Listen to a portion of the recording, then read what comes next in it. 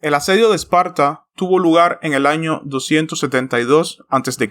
y fue un asedio librado entre el Épiro, dirigido por el rey Pirro, y una alianza formada por Esparta bajo el mando del rey Areo I, su heredero Acrótato y Antígono Gónatas de Macedonia. Tras su derrota en Italia a manos de la República Romana, Pirro se vio obligado a retirarse al Épiro. A su regreso, declaró la guerra a Antígono Gónatas, logrando hacerse con el control de Macedonia. En el año 272 se le acercó un príncipe espartano, Cleónimo, un aspirante al trono lacedemonio que había sido pasado por alto. Pirro vio en esta invitación una oportunidad para extender sus guerras de conquista al Peloponeso e invadió Esparta. Pero pongamos en contexto el asunto explicando los antecedentes de este hecho, así como su desarrollo y desenlace.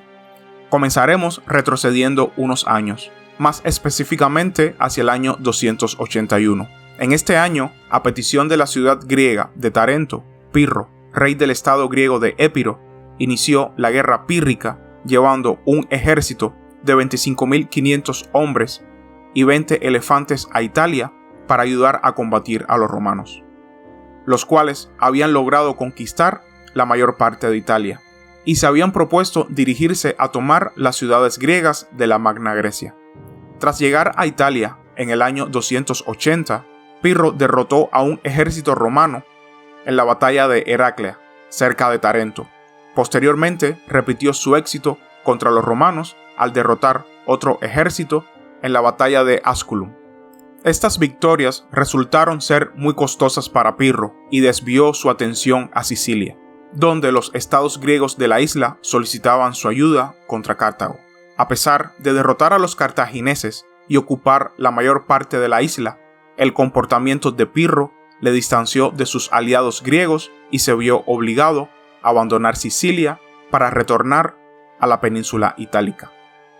Pirro atacó al reconstruido ejército romano y tras la inconclusa batalla de Benevento, Pirro regresó al Épiro tras dejar una guarnición en Tarento.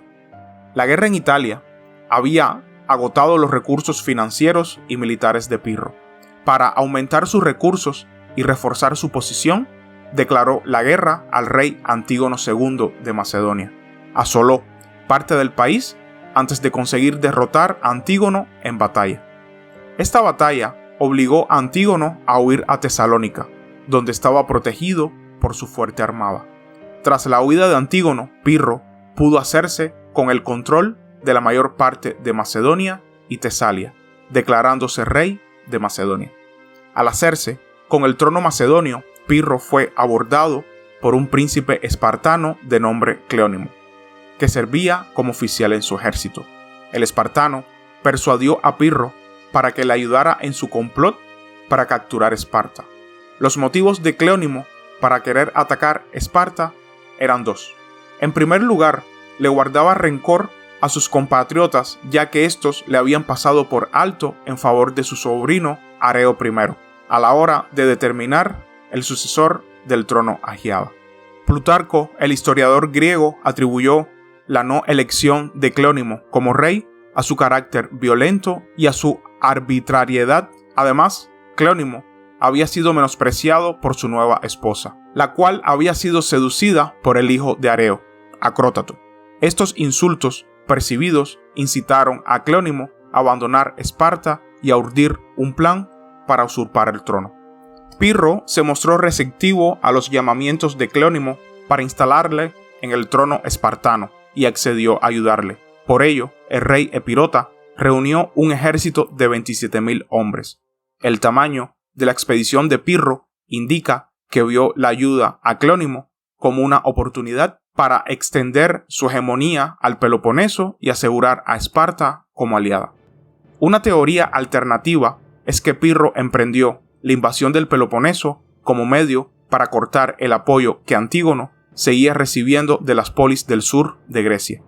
Después de unir sus fuerzas, Pirro marchó hacia el sur a través de Grecia central hasta el Peloponeso. A su llegada al mismo, Pirro fue recibido en Acaya antes de proseguir su marcha hacia Megalópolis. donde fue recibido por embajadores espartanos y de Mesenia, Atenas y la Liga Aquea. Puede ser que Pirro recibió el apoyo para su invasión de algunos vecinos de Esparta, como Elis, Megalópolis y algunas ciudades aqueas que se beneficiarían de la reducción del poder espartano. En respuesta a las preguntas de los emisarios espartanos sobre sus intenciones, el rey Epirota consiguió engañarlos. Pirro afirmó que su objetivo al invadir el Peloponeso era liberar las ciudades aún en poder de Antígono y enviar a sus hijos a Esparta para ser educados en la agogé. Tras la retirada de los embajadores, el ejército epirota avanzó hacia Laconia, siguiendo el río Eurotas hacia el sur, y comenzó a asolar el territorio de los peritecios espartanos. El engaño de Pirro provocó la indignación de Esparta y los embajadores fueron enviados de nuevo ante el Epirota para reprocharle su deslealtad. En el momento de la entrada del ejército invasor en Laconia, Esparta solo estaba ligeramente defendida. La mayor parte del ejército espartano había acompañado a Areo hacia Creta, donde los lacedemonios se encontraban librando una campaña militar, por lo que Esparta debió de parecerle un objetivo bastante sencillo a Pirro. Al llegar a las afueras de Esparta, por la noche, Cleónimo aconsejó a Pirro que atacara inmediatamente para aprovechar la escasez de los defensores. Pirro decidió no lanzar una ofensiva inmediata por temor a la destrucción que causarían sus soldados galos si entraban en la ciudad por la noche.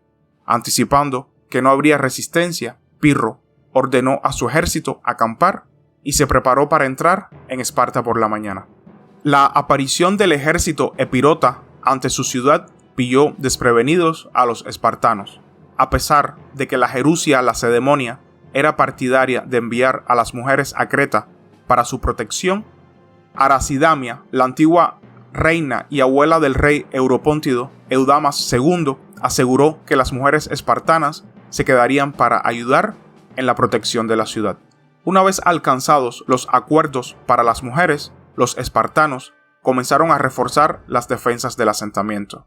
Los defensores eran conscientes de que los epirotas habían traído elefantes y, para contrarrestarlos, los hombres y mujeres mayores cavaron una trinchera paralela al campamento de Pirro con carros hundidos en el suelo en los flancos para así dificultar el avance del enemigo. La trinchera era un obstáculo formidable, pues abarcaba 800 pies de longitud con una profundidad de 6 pies y una anchura de 9 pies.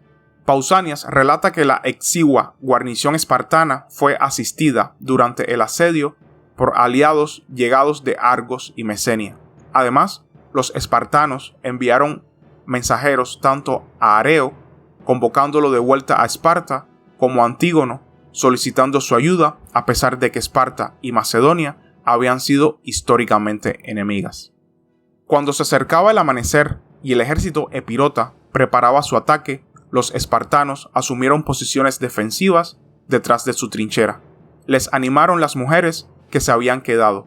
Los sitiadores, liderados por Pirro en persona, intentaron asaltar las defensas espartanas, pero fueron rechazados al no poder afianzarse ante los ataques espartanos, lo que convirtió la trinchera en infranqueable. Para sortear este obstáculo, Pirro envió una fuerza de 2000 galos escogidos bajo el mando de su hijo Ptolomeo para rodear la trinchera. Estas tropas encontraron su camino bloqueado por los carros que los lacedemonios habían hundido en el suelo. Los carros estaban plantados tan profundamente que obstaculizaron no solo el asalto epirota, sino también los esfuerzos espartanos para repeler la incursión.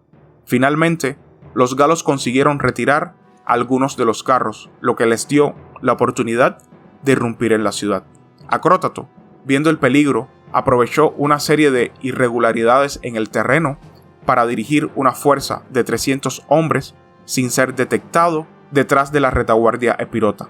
Esta maniobra sembró el pánico entre los galos, que se vieron obligados a abandonar su intento de entrar a la ciudad y tuvieron que dar media vuelta para hacer frente al ataque por su retaguardia. Tras una dura batalla el grupo de flanqueo epirota fue empujado de vuelta a la trinchera con numerosas bajas. Los espartanos, eufóricos por el liderazgo de su príncipe, le dijeron que se retirara de la batalla y regresara con su esposa para engendrar más hijos como él para Esparta. Pirro no logró romper las defensas lacedemonias y, al caer la noche, se retiró a su campamento. Según Plutarco, Pirro recibió un presagio durante la noche. Mientras dormía, soñó que Esparta era golpeada e incendiada por rayos que salían de su propia mano. Aunque Pirro y la mayoría de sus consejeros interpretaron el sueño como una indicación de que tomarían Esparta por asalto, su amigo Lisímaco le advirtió que los lugares golpeados por rayos solían evitarse y que Pirro estaba destinado a no entrar en Esparta. Pirro descartó esta interpretación y, animado por lo que consideraba una señal portentosa, preparó a sus hombres para un nuevo asalto. Ante la renovada ofensiva epirota, los espartanos mantuvieron sus defensas con vigor. Debido a la falta de mano de obra, las mujeres espartanas se dedicaron a ofrecer proyectiles a los defensores, así como a retirar a los heridos y proporcionar comida y bebida a quienes lo requerían. Para anular la ventaja de la posición de los espartanos, los epirotas comenzaron a rellenar la trinchera con materiales que llevaban a la primera línea, así como con los cadáveres de sus compañeros muertos. Los esfuerzos de los sitiadores se vieron entorpecidos por los espartanos, conscientes de la importancia de mantener sus obstáculos defensivos. En respuesta al contraataque espartano contra los epirotas que llenaban la trinchera, Pirro decidió liderar personalmente una carga contra las líneas espartanas. Montado en su caballo, el rey epirota pudo abrirse paso a través de la trinchera y atravesar por encima de los carros para entrar en la ciudad con un grupo de sus compañeros. La repentina embestida de Pirro desató el pánico entre los defensores de esa sección. En ese momento, el caballo de Pirro fue herido por una jabalina que le atravesó el vientre y el rey cayó al suelo. La caída del rey sumió a sus compañeros en la confusión y permitió a los espartanos recuperarse. Los espartanos lanzaron una andanada de proyectiles contra los compañeros del rey, abatiendo en el proceso a muchos de ellos. A pesar de la muerte de muchos de sus guardias, Pirro fue llevado con éxito a la seguridad de las líneas principales de los epirotas. Tras esta infructuosa incursión, Pirro ordenó a su ejército que retrocediera. Esperaba que los espartanos estuvieran ahora dispuestos a llegar a un acuerdo debido a las grandes bajas que habían sufrido. Las esperanzas de Pirro de una capitulación espartana se vieron frustradas por la llegada de refuerzos. Al enterarse de la intención de Pirro de conquistar Esparta, Antígono de Macedonia había enviado a su general, Amenías el Focense, el cual llegó desde Corinto con un grupo de mercenarios para ayudar a los lacedemonios. Además, poco después, los defensores se vieron reforzados con la llegada de Areo con 2.000 hombres de Creta. La llegada de todos estos refuerzos redujo en gran medida la presión sobre los espartanos, ya que las mujeres y los que no estaban en edad militar pudieron retirarse del frente.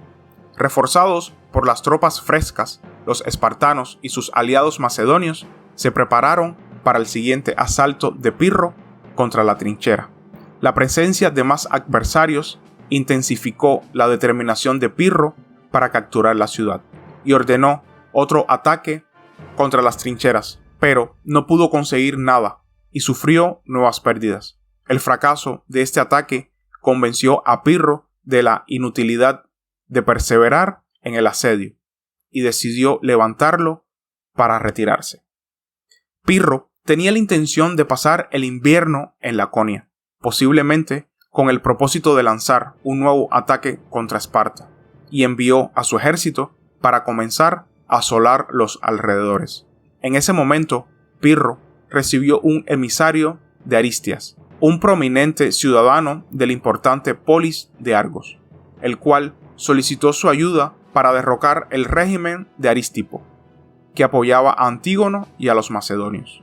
Pirro se apresuró a aprovechar la oportunidad de capturar Argos y comenzó a retirarse de Laconia, dirigiéndose hacia el norte. Su ejército, en retirada, fue acosado continuamente por los espartanos al mando de Areo. Los lacedemonios, al tender emboscadas y ocupar importantes posiciones a lo largo de la línea de retirada de los epirotas, fueron capaces de infligir importantes bajas a la retaguardia de Pirro, compuesta por galos y molosos. En un intento de contrarrestar el pánico y el desmoronamiento de la moral de su retaguardia, Pirro envió a su hijo Ptolomeo a tomar el mando. La esperanza de Pirro era que la presencia de su hijo reuniera a la retaguardia y le diera tiempo suficiente para sacar al resto de su ejército del estrecho paso por el cual marchaba. La batalla se intensificó en torno a la posición de Ptolomeo, el cual fue atacado por una selecta falange espartana y resultó muerto en el combate. Al enterarse de la muerte de su hijo y de la desintegración de su retaguardia, Pirro cargó contra los espartanos con su caballería molosa, destruyendo a las tropas espartanas. Con la derrota de la fuerza espartana, Pirro pudo retirar el resto de su ejército de Laconia. Pero las secuelas del fallido asedio continuaron tras la evacuación de Laconia. Pirro dirigió su ejército hacia Argos y, al enterarse de que Antígono se encontraba en las inmediaciones, acampó en Nauplia. Tras una serie de negociaciones entre argivos, macedonios y epirotas, Pirro accedió a retirarse de Argos, pero, durante la noche, entró en dicha ciudad acompañado de su ejército con la ayuda de Aristias. En la refriega que siguió, los epirotas fueron atacados por los argivos, así como por los macedonios de Antígono, y un grupo de espartanos dirigidos por Areo, los cuales habían sido introducidos en la ciudad por la facción de Aristipo. Cuando intentaba retirarse, Pirro fue golpeado en la cabeza por una teja, y mientras yacía aturdido, fue decapitado por las tropas de Antígono. La derrota de Pirro en el Peloponeso provocó la disminución del poder del Épiro y la pérdida de sus conquistas macedonias y tesalias. Antígono aprovechó su victoria en el Peloponeso para recuperar el control de Macedonia y convertirse en la potencia prominente de Grecia. El establecimiento del dominio macedonio provocó la ruptura de la alianza espartano-macedonia. En un intento de promover sus propias ambiciones reales, Areo hizo que Esparta se uniera a una coalición de polis griegas y luchó contra Macedonia en la guerra de Cremónides. Dicha guerra terminaría con una aplastante derrota espartana. Antígono derrotó y mató a su antiguo aliado Areo en una batalla en el Istmo de Corinto, aproximadamente en el año 265. La derrota fue tan desastrosa para Esparta que no volvería a ser una potencia regional hasta el reinado de Cleómenes III, 30 años después. Y hasta aquí el video de hoy, espero que les haya gustado y suscríbanse para más contenido relacionado con historia antigua e historia de Macedonia. Hasta la próxima.